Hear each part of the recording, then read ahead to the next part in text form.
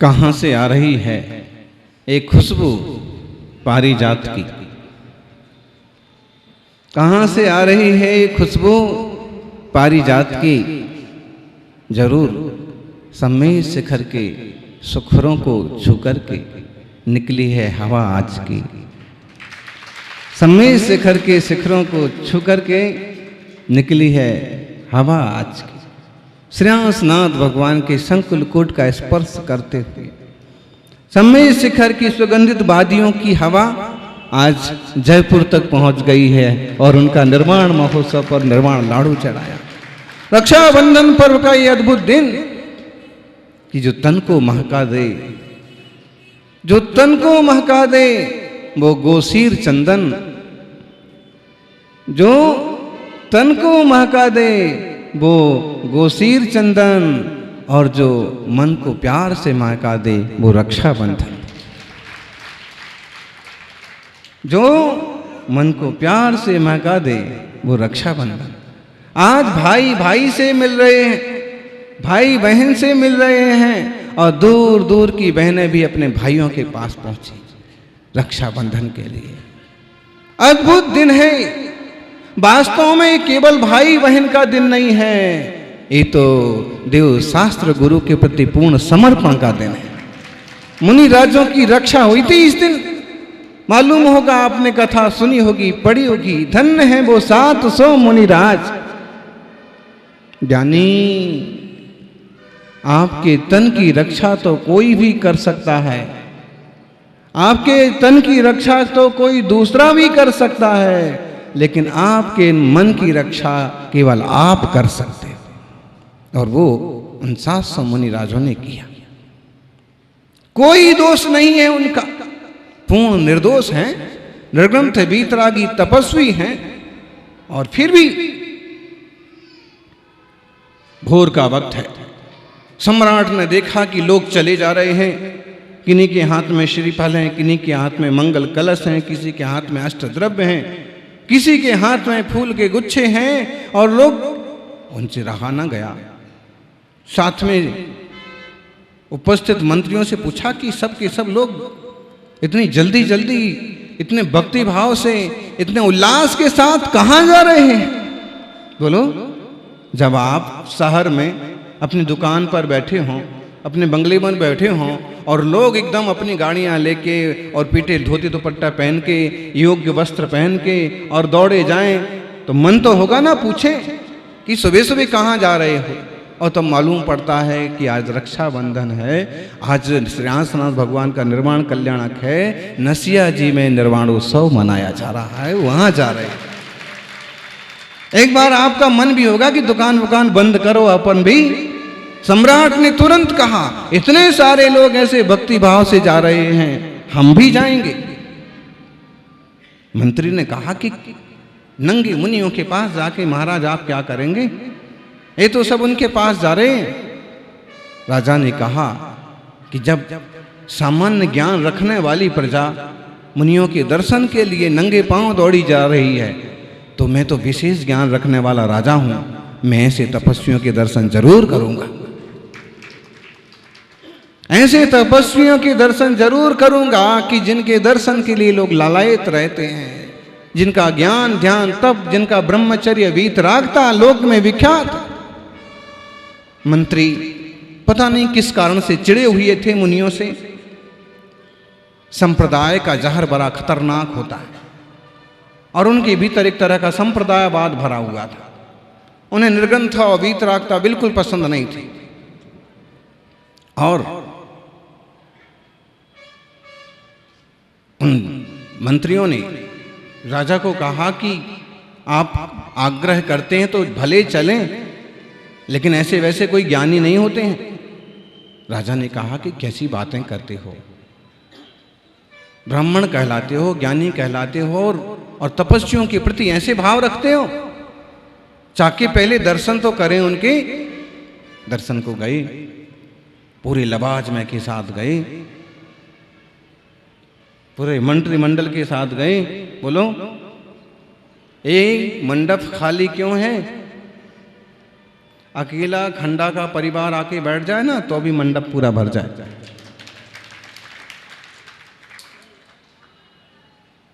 सत्तावन साधु एक साथ विराजें, अनेक ब्रह्मचारी ब्रह्मचारिणी विराजें, और फिर भी देखो कैसा सहज वातावरण रहता है, कैसा शांत वातावरण रहता है। वहां मुनि राजों के दर्शन कर करके राजा बहुत प्रसन्न हो रहे हैं। मंत्री भीतर भीतर कुड़ते चले जा रहे हैं, परेशान होते चले जा रहे हैं, और उन राजा की विनम्रता भक्ति देख करके और परेशान हो जा रहे हैं। ये राजा तो इन मुनियों को सब कुछ माने जा रहे हैं, अरे इनसे बड़ा तो हमारा संप्रदाय है, हमारा ज्ञान है। सज्जनों, आग्रह का जहर बहुत खतरनाक होता है, इसलिए किसी गलत बात का आग्रह कभी नहीं रखना चाहिए। जो सच्चा है सो सच्चा है, तुम उसे नहीं मान पा रहे हो बात अलग है, बाकी सच्चा तो सच्चा है। रहा नहीं गया और भी कुछ ना कुछ बुदबुदाने लगे। राजा ने इशारा किया कि चुप रहो, इतने मुनि बैठे हैं और शांत बैठे हैं और तुम बड़बड़ कर रहे हो। तब उनमें से एक बोल ही पड़ा, बलि, प्रहलाद, बृहस्पति, नमुची, चार में जो बड़ा था वो बोल ही पड़ा कि महाराज आप किनको वंदन कर रहे हो? अगर इनको ज्ञान होता, इनको कोई पता होता तो बात ना करते, और इनमें विनम्रता होती तो आशीर्वाद ना देते। राजा दर्शन को आए हैं, उज्जैन के महाराज, अवंती नरेश, और ये सब यूं पत्थर की तरह अकड़ के बैठे हैं। राजा ने कहा सब ध्यान में है, तुम लोगों को ऐसा बोलना शोभा नहीं देता है। मुनि तो वही होते हैं जो ज्ञान ध्यान में लीन रहते हैं। तुम्हें क्यों शिकायत हो रही है कि अकड़ के बैठे हैं? नहीं महाराज, इनको कुछ नहीं आता। राजा ने उनको चुप किया, निकल गए, दर्शन हो गए, चले गए। फिर भी जब मंत्री बड़बड़ाने लगे तो उनने फटकार लगा दी कि ज्यादा मत बोलिए। चलते चलते आधा रास्ता तय नहीं हुआ कि बीच में श्रुत सागर नाम के मुनि मिल गए, और मुनि को देख करके लोग भड़क पड़े, क्योंकि राजा की फटकार से इन्हें लगा कि इन मुनियों के कारण से हमारा अपमान हुआ। राजा हमें कभी डांट ही नहीं सकते, लेकिन आज हमको 2-3 बार झड़प फटकार सहना पड़ी। देखो देखो, एक मुनि वो आ रहे हैं, गलत शब्द का उपयोग किया, गाली का उपयोग किया। देखो वह एक युवा बैल चला आ रहा है। मुनिराज के कान में भी शब्द पड़ गए तो भी उन्हें धैर्य रखा। राजा ने सुना तो उन्हें भी बहुत रोष आया कि तपस्वियों के प्रति इनका क्या द्वेष है, ऐसे ऐसे शब्द प्रयोग करते हैं। नंगा चला आ रहा है और पशु, ऐसे शब्द धिक्कार है इनको। जब मुनि पास में आ गए तो उन लोगों ने झगड़ा चालू कर दिया, बातें चालू कर दी। कुछ आता जाता है? कोई ज्ञान है कि बस लोगों के घर आहार करके चले आ रहे हो? जो कि वो मुनिराज आहार के निमित्त से किसी दूसरे गांव गए थे।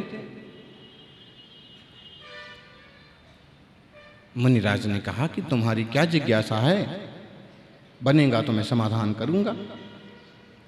मंत्रियों ने प्रश्न पर प्रश्न पूछना चालू कर दिया। राजा को थोड़ा सा अटपटा लगा कि राह चलते तपस्वी के साथ ऐसा व्यवहार करते हैं, ये अपने को विज्ञानी कहते हैं और ऐसा व्यवहार करते हैं। फिर भी थोड़ी देर चुप रहे कि इनको अपना जो है क्या बोलते हैं उसको उतार लेने दो, भड़ास निकाल लेने दो। जो प्रश्न पूछे मुनिराज यूं उत्तर देते जाएं, आत्मा, परमात्मा, ईश्वर, इंसान, जो जो कुछ पूछा जाए। राजा भीतर भीतर इन उत्तर को सुनकर के बहुत खुश होते। क्या हो, ये मंत्री बहुत घमंडी, इनका घमंड इन मुनि के सामने कुछ भी नहीं है। फिर जब मुनिराज ने उनको 1-2 बातें पूछी कि तो एक से भी उत्तर देते नहीं बना, मुंह लटक गया और उनको बहुत अपमान महसूस हुआ कि हमारे सारे प्रश्नों के उत्तर दिए और हमसे जो पूछा तो हमसे कुछ भी बोलते, हमारी बोलती बंद हो गई। राजा के सामने हमारा इतना बड़ा अपमान कर दिया। मुनि को कुछ मतलब नहीं, ना वो अपमान करना चाहते हैं और ना उनको किसी कोई सम्मान की जरूरत है। वो साधक हैं, उन्हें अपने गुरु की आज्ञा पता नहीं है, बस इसलिए बात कर रहे, वरना बात भी क्यों करने लगे। हुआ क्या?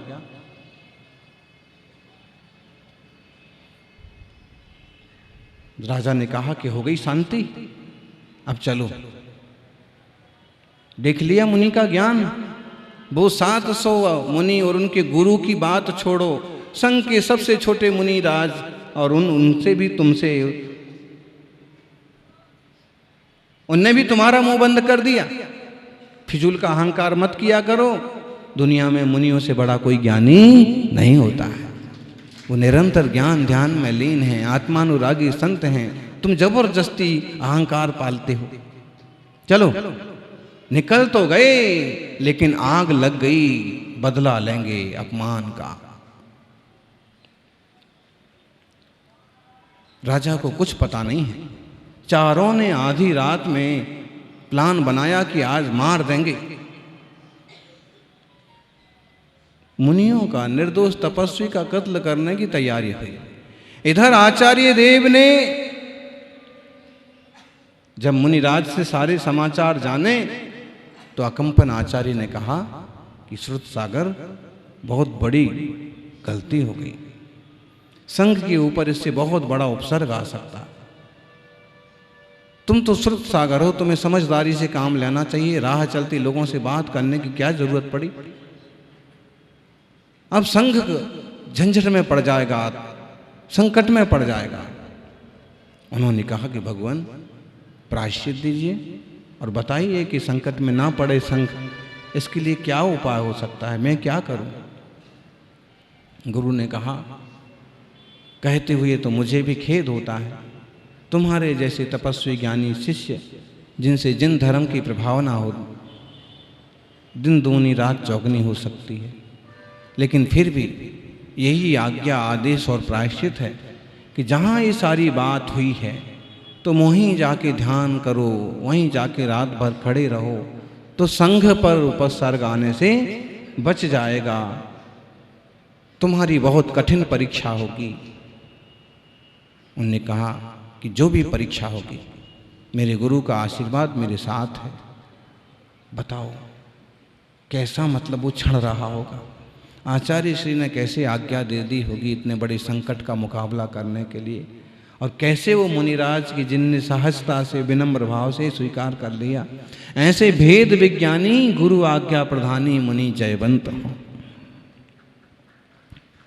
चले गए, सब पता पड़ रहा है कि क्या हो सकता है, क्या हो सकता है, जान भी जा सकती है, लेकिन गुरु आज्ञा पहले और संघ की रक्षा पहले। श्रावकों, मुनि भी ऐसे वात्सल्य प्रेमी होते हैं। श्रावकों का भी मुनिराजों के प्रति कैसा वात्सल्य होना चाहिए, और मुनियों का वात्सल्य श्रावकों के प्रति कैसा होता है, ये तो वात्सल्य रत्नाकर के जीवन में सबने देखा है, तपस्वी सम्राट के जीवन में देखा है कैसे स्नेह रखना होता है। कुछ लेना देना हो ना देना हो, बड़े प्रेम से आशीर्वाद देंगे। खुश रहो, धर्म का पालन करते रहो, जिन शासन की महिमा करते रहो, नियमों का पालन करते रहो, तुम्हारा कल्याण होगा। मुनिराज जाकर के ध्यान में खड़े हो गए और आधी रात को पहुंच गए नंगी तलवारें लेकर के। बस जाकर के मार काट करना है, हम ही मंत्री हैं, हमको ही न्याय करना है, राजा क्या कर लेंगे। लेकिन चलते चलते जिस जगह पर वाद विवाद हुआ था वहीं पहुंचे तो देखा मुनि खड़े। उन्हें देख करके उन्हें रोष भी आया और तोष भी हुआ। रोष इस बात का आया कि इसने ही अपमान किया, और तोष इस बात का हुआ कि चलो ये यहीं मिल गए, वहां तक जाने की जरूरत नहीं पड़ी। और उन सबों ने तो मौन ले रखा था, उनने तो किसी ने हमारा कुछ बोल के अपमान किया नहीं, इनने ही अपमान किया है, इनको ही अपन किनारे लगा देते हैं।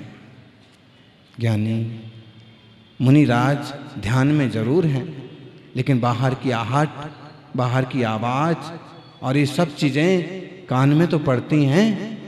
धन्य हो उनकी स्थिरता। तलवार की आवाज सुनाई पड़े, मंत्रियों का संवाद सुनाई पड़े, मंत्री एक दूसरे को कहें कि तुम चलाओ तलवार, तुम चलाओ। चूंकि वो ज्ञानी, इतने ज्ञानी तो हैं ही कि उन्हें भी पता है कि मुनि का अपमान करना या वध करना, इसका फल क्या होता है, कौन सा नरक मिलेगा। तो वो एक दूसरे को कहते हैं।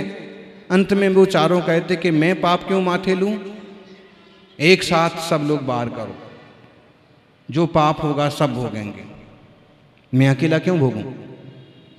और वो चित्र आप देखते हो फिर कि तलवार खींची तो चारों की तलवार खींची की खींची रह गई,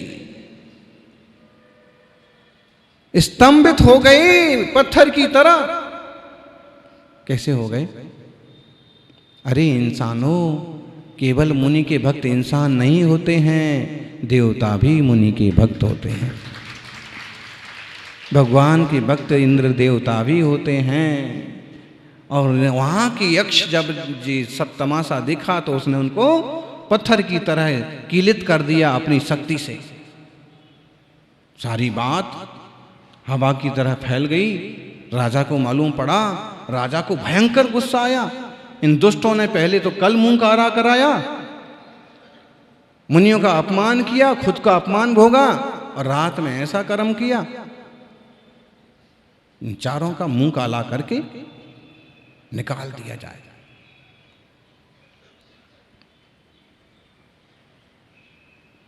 चारों का मुंह काला करके गधे पर बिठा करके निकाल दिया। सारी जनता के बीच में इस टाइप का अगर सुनने को मिले, काला मुंह किया जाए, गधे पर बिठा दिया जाए। सज्जनों, राजा ने बिना परवाह की निकाल दिया। गलत लोगों को निकाल ही देना चाहिए, गलत लोगों से संपर्क नहीं रखना चाहिए। जो धर्म की मर्यादाओं को खंडित करते हैं, खत्म करते हैं, उनसे एक दूरी रखना ही चाहिए। लेकिन प्रतिशोध की आग बहुत खतरनाक होती है। चले तो गए, जाना ही पड़ता ना। जब सेना धक्का लगा लगा के बाहर निकालेगी तो जाना तो पड़ेगा। चले तो गए, लेकिन बदला लेने का प्लान चलता रहा। पहले तो अपने आप को कहीं ना कहीं काम मिलना चाहिए। और चलते चलते हस्तिनापुर पहुंच गए। वहां के राजा पद्म थे। उनके पिता का नाम महापद्म था और उनके छोटे भाई का नाम विष्णु था। तो उनके पिता महापद्म और छोटे भाई विष्णु तो मुनि बन के तपस्या कर रहे थे, जिसमें पिता तो तप करके मोक्ष चले गए थे। ये अपना जिन शासन की परिपाटी है।